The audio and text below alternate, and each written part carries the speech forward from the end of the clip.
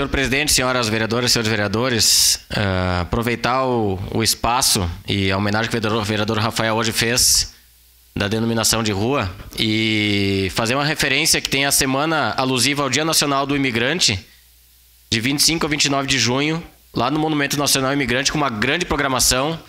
Vai até sábado agora. Estive lá acompanhando a amostra que tem lá, da fotógrafa Tatiele, um material muito interessante, muito legal mesmo.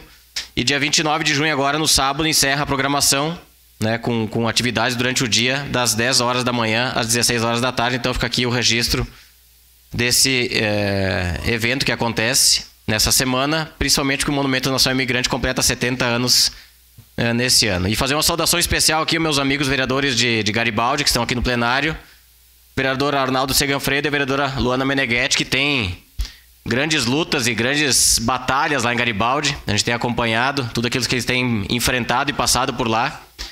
E quero desejar a vocês muita sorte, inclusive, porque eu vejo e acompanho o que vocês têm feito e tentado fazer pela cidade, e que não está sendo fácil, né? Com muita perseguição em alguns momentos. Então, sigam firmes, que eu tenho certeza do trabalho de vocês, e sejam muito bem-vindos aqui à Câmara de Caxias. Obrigado, senhor presidente.